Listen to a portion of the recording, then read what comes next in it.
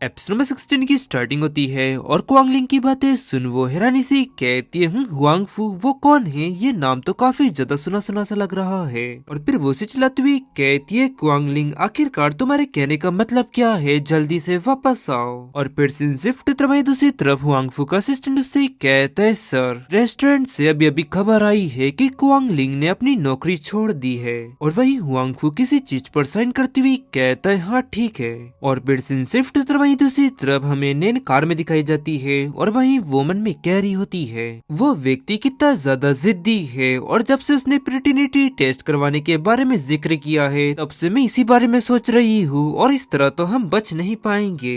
और मैं इस बारे में सोच सोच कर मेरा अपना दिमाग खराब कर रही हूँ और इस तरह तो मैं गंजी हो जाऊंगी। और इसके अलावा मैं अपनी 2 हेयर पिन्स भी हुआंग फू के रूम में भूल गई। बाल हुआंग फू चलो इस बार देखते कि तुम हार मानते हो या फिर नहीं। और फिर टेंग कहता है मॉम हम कहाँ जा रहे हैं। तब वो इस पर उससे कहती है हम फोटोग्राफर के पास जा रहे हैं ताकि शूटिंग की बारीकियों पर हम अच्छी तरह से उससे बात कर सके। तो फिर टेंग आगे कहता है मॉम क्या अंकल हुआंग फू भी वहाँ पर होंगे। तब वो कहती है क्या तुम चाहते हो कि वो वहाँ पर रहे। तब वो कहता है हाँ बिल्कुल। उसकी ये बात सुन वो उदास होती हुई कहती है ठीक है अगर तुम्हारी मर्जी है तो फिर वो वहाँ पर जरूर होगा। ये सुन टेंगा की कहता है इसका मतलब ये है कि आज रात आप दोनों वहाँ पर झगड़ा नहीं करोगे क्यों, है ना। और ये सुन वो गुस्से से उससे कहती है तुम मुझे इस तरह प्यार भरी नजरों से मत देखो। चलो ठीक है मैं तुमसे वादा करती हूँ जब तक वो मुझे नहीं उकसाएगा तो मैं उससे झगड़ा नहीं करूँगी, लेकिन अगर उसने और अब तो ऐसा लग रहा है कि मेरा प्यारा बेटा पहले ही उसकी तरफ हो चुका है। तो फिर वो इस पर कहता है नहीं मॉम मैं तो बस आप दोनों की मदद करने की कोशिश कर रहा हूँ और वो मॉम आने वाले दिनों में बिग बॉस बन जाएगा और वो कंट्री ए का एक प्रिंस होगा।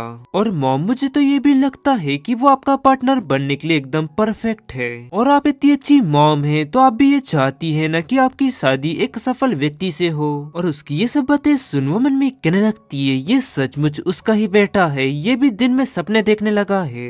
और आगे से कहती है टैंग तुम ऐसा कैसे कह सकते हो कि हम दोनों की जोड़ी एकदम परफेक्ट है। तब टैंग उससे कहता है मॉम आप मेरी नजरों से देखो। और आगे मन में कहती है हालांकि अभी वो बहुत ही ज्यादा छोटा है लेकिन फिर भी वो बड़ों की तरह बर्ताव करता है। और क्या उसे इस बारे में पता होगा कि हुआंग फू और मैं बिल्कुल काले और सफेद रंग की तरह है जो कि एक दूसरे से कभी भी नहीं मिल सकते। और फिर शिफ्ट में कुछ समय बाद का समय दिखाया जाता है जहाँ पर टेंग खुश होती हुई कहता है अंकल हुआंग फू। तब वो उससे कहता है तुम लोग आ गए। और फिर उसकी नजर नैन पे पड़ती है और हैरानी से कहता है और वही नैन उसे इस तरह खुद को देखता है देख वो दूसरी तरफ देखती हुए मन में कहती है क्या तुम मेरे खुले बाल देखना चाहते हो। और वही हुआंग फू से देख मन में कहता है उसने अपने बालों में चॉपस्टिक लगा ली। और आगे वो मन में कहती है ऐसा नहीं होने वाला। और वहीं पर एक लेडी नैन से हाथ मिलाती हुई कहती है आपका नाम मिस नैन है क्यों, है ना। और मैं प्रिंस चिल्ड्रंस वेयर की डायरेक्टर हूँ। उनसे कहती है आपसे मिलकर खुशी हुई। और फिर वो डायरेक्टर आगे कहती है ये रहे हमारे फोटोग्राफर 5 जो कि टैंक का फोटोशूट करने वाले हैं। तब वो कहती है हाँ ठीक है। और तभी हुआंग फू नैन के लिए चेयर खींचता है और ये देख वो डायरेक्टर खुश होती हुई मन में कहती है वाओ हमारे बॉस ने खुद मिस नैन के लिए चेयर खींची, आखिरकार ये माँ और बेटे है कौन। फिर सभी लोग वहाँ पर बैठ जाते हैं और वो डायरेक्टर आगे कहती है मिस नैन आप बिल्कुल भी चिंता मत करिए, आपकी और टैंक की सारी मांगे हम पूरी करने की कोशिश करेंगे। और हमने टैंक की हेल्थ का ख्याल रखते हुए हमने कोई ऐसा प्लान नहीं बनाया जिसमें कोई परेशानी हो। ये सुनने उनसे कहती है ठीक है, ये जानकर मुझे खुशी हुई। और फिर हुआंग फू टैंक को फूड देती हुई कहते है टैंक एंजॉय करो। तो फिर उनसे कहता है आपका शुक्रिया अंकल हुआंग फू। और वही ये सब देखने मन में कहने लगती है मैंने इससे पहले ऐसा महसूस नहीं किया था। उसका ये बर्ताव तो मुझे हैरान कर रहा है। और फिर वो खड़े होती हुई कहती है एक्सक्यूज मी मुझे वॉशरूम जाना है। तब हुआंग फू से कहते है तुम्हारे पीछे सेकंड डोर से तुम अंदर चली जाओ। तब वो कहती है हाँ ठीक है।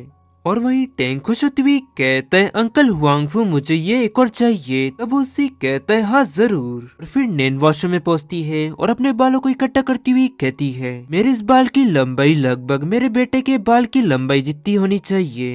हुआंग फू तुम मेरे बेटे का डीएनए पता लगाना चाहते हो ना, तो फिर ठीक है ये लो। लेकिन अगर हुआंग फू अगर तुम मेरे बेटे को मुझसे छीनना चाहते हो तो ऐसा कभी नहीं होगा। और गाइस इसी के साथ ये एपिसोड यहाँ एंड होता है। पसंद आया तो लाइक एंड सब्सक्राइब जरूर करें। मिलते हैं आपको जल्दी नेक्स्ट एपिसोड में।